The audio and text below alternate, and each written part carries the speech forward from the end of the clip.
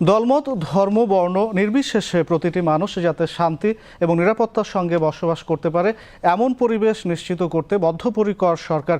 আজ সচিবালয়ে শুভ বৌদ্ধ পূর্ণিমা উপলক্ষে বৌদ্ধ সম্প্রদায়ের নেতৃবৃন্দের সঙ্গে শুভেচ্ছা বিনিময়কালে কথা বলেন প্রধানমন্ত্রী তারেক রহমান। ধর্মকে রাজনৈতিক স্বার্থে ব্যবহার করতে চায় না সরকার জানিয়ে প্রধানমন্ত্রী বলেন, রাষ্ট্রীয় বিধিবিধানের পাশাপাশি প্রতিটি নাগরিক যার যার ধর্মীয় নির্দেশনাগুলো যথাযথভাবে অনুসরণ করলে একটি মানবিক রাষ্ট্র সমাজ নির্মাণ সম্ভব। শামসুল আলমের রিপোর্ট, ক্যামেরায় ছিলেন মনিরুজ্জামান।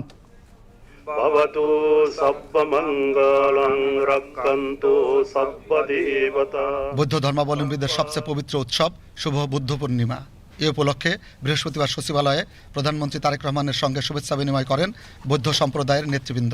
আপনাদের মাধ্যমে বাংলাদেশ সহ সারা বিশ্বের সকল বৌদ্ধ ধর্মাবলম্বী যারা যেখানেই রয়েছেন তাদেরকেও জানাই আন্তরিক শুভেচ্ছা।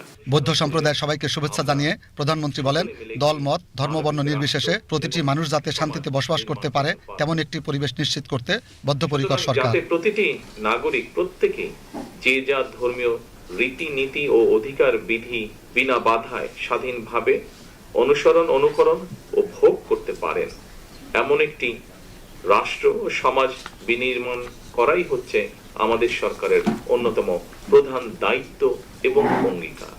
দল, মত, ধর্ম, বর্ণ নির্বিশেষে প্রতিটি মানুষ যাতে শান্তি এবং নিরাপত্তার সঙ্গে বসবাস করতে পারে তেমন একটি পরিবেশ নিশ্চিত করতে সরকার বদ্ধপরিকর। তারেক রহমান বলেন, রাষ্ট্রীয় বিধিবিধানের পাশাপাশি প্রতিটি নাগরিক যার যার ধর্মীয় নির্দেশগুলো সঠিকভাবে অনুসরণ করলে একটি মানবিক রাষ্ট্র নির্মাণ সম্ভব। রাষ্ট্রীয় বিধিবিধানের পাশাপাশি প্রতিটি নাগরিক যিনি যার ধর্মীয় নির্দেশনাগুলো যথাযথভাবে অনুসরণ করলে আমরা সকলে মিলে একটি মানবিক রাষ্ট্র এবং সমাজ নির্মাণ করতে পারব। প্রধানমন্ত্রী বলেন, ধর্মকে রাজনৈতিক স্বার্থে ব্যবহার করতে চায় না বর্তমান সরকার। বর্তমান সরকার ধর্ম নিয়ে রাজনীতি করতে চায় না, ধর্মকে রাজনৈতিক স্বার্থে আমরা ব্যবহার করতে চাই না, অতীতেও আমরা তা করিনি। আমাদের সরকারের দৃষ্টিভঙ্গি হচ্ছে ধর্ম যার যার, নিরাপত্তা পাবার অধিকার সবার। ধর্ম বর্ণ নির্বিশেষে বাঙালি অবাঙালি, বিশ্বাসী অবিশ্বাসী সবাই সকল ক্ষেত্রে সমানভাবে অধিকার ভোগ করবে, এটাই বর্তমান সরকারের নীতি। বর্তমান সরকারের দর্শন বাংলাদেশি জাতীয়তাবাদ।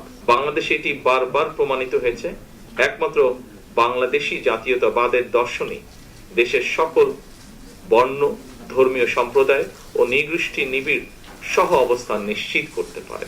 সুতরাং আপনারা কেউ নিজেদেরকে কখনোই সংখ্যালঘু ভাববেন না। অনুষ্ঠানে স্বরাষ্ট্রমন্ত্রী সালাউদ্দিন আহমদ, ধর্মমন্ত্রী শাহ মোফাজ্জল হোসেন কাইকোবাদ, পার্বত্য চট্টগ্রাম বিষয়ক মন্ত্রী দীপেন দেওয়ান, প্রতিমন্ত্রী মীর হেলাল উদ্দিন, প্রধানমন্ত্রীর হিন্দু, বৌদ্ধ, খ্রিস্টান ও নৃগোষ্ঠী বিষয়ক বিশেষ সহকারী বিজন কান্তি সরকার, সংসদ সদস্য শাসিং প্রু জেরি ও ডক্টর সুকমল বড়ুয়া উপস্থিত ছিলেন।